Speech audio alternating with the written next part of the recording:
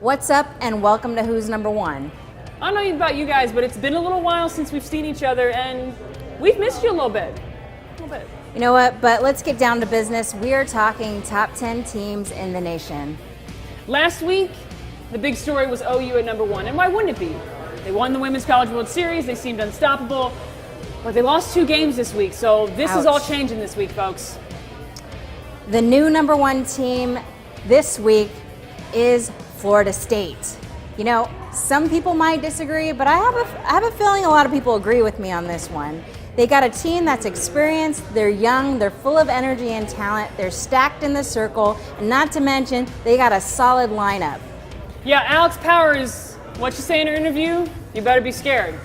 And they're a legit team. Worried. I didn't give them the credit they deserved last year, and I put my foot in my mouth. I'm giving them the credit they deserve this year. And moving on to number 2, we got my Boomer Sooners.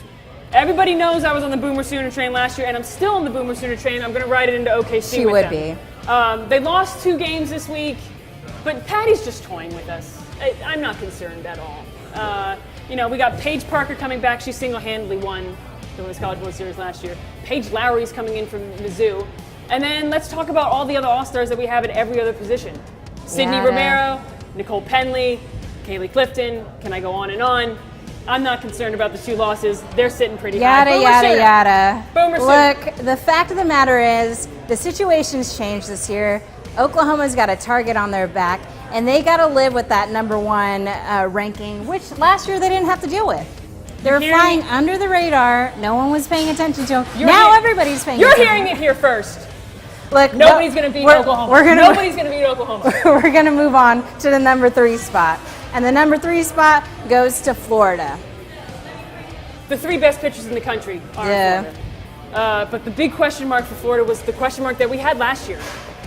Where's the offensive power? Yeah, and you know what? Did everyone just forget? I'm going to go back to Florida State. Did everyone forget that, Florida State beat Florida in the fall? That wasn't that long ago.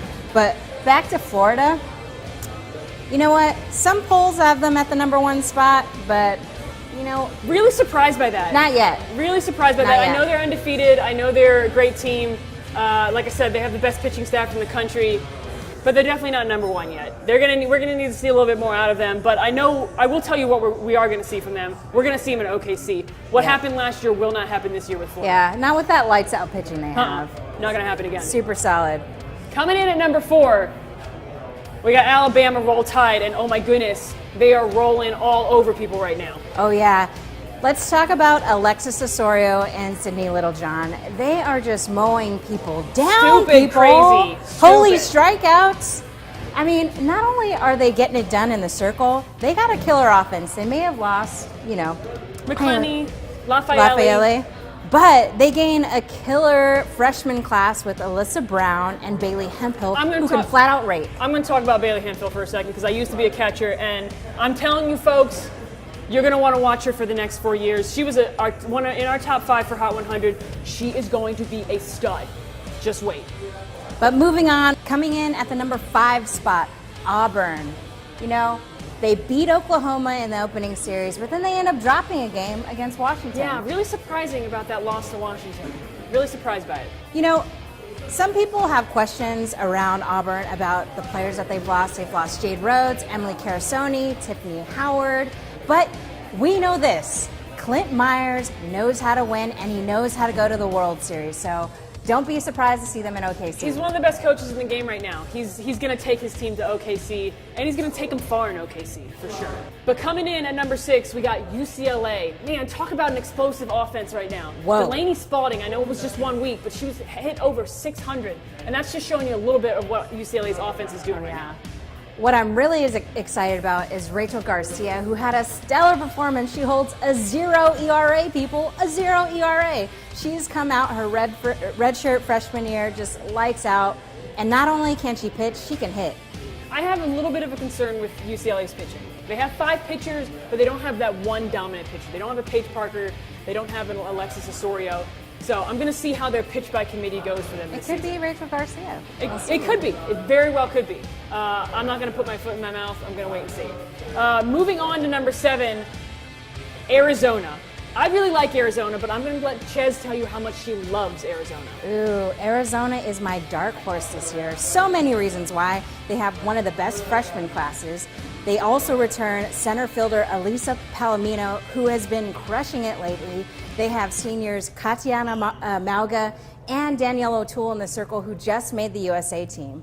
This team is going to be dynamite this year, so don't be surprised to see him in OKC. And in addition to all those players, they have a coach who you may have heard of. He's kind of, he's won a little bit, Mike Andrea. He might He's be able all to right. do something with those players. He's okay. But coming in at number 8, this one's coming up from not being on our board at all, Washington. And UW. I mean, what can we say? They beat Oklahoma and Auburn at Puerto Vallarta in 1 week. So they're looking pretty good, I would say. But they drop a game against BYU. Yeah. Like, what's up with that? Yeah, BYU, Washington, you can't be doing that. Yeah. That can't happen. A little consistency. Yeah. All right, but moving on to the number 9 spot, LSU Tigers. I like LSU. They're dropping a little bit because they lost to Penn State. Come on, LSU. LSU and I, they get a little roller coastery, and I get frustrated with them because I know that they're a top 5 team. They show up to play at the Women's College World Series, but then they're losing Come to on, you guys. teams like Penn State. I know they lost Bianca Bell and Kelsey Kloss last year, but they have Jaquish. They have a pretty solid pitching staff in Hoover, Waljasper, and Sydney Smith. They're going to be great. They just need to be consistent the whole way through the season. Right on.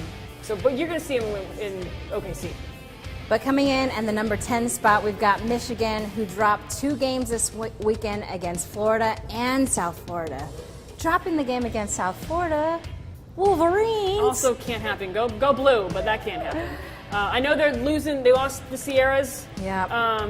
Megan Betts is going to get hers this season, as well as Tara Blanco. But they got a little bit of rebuilding to do for me.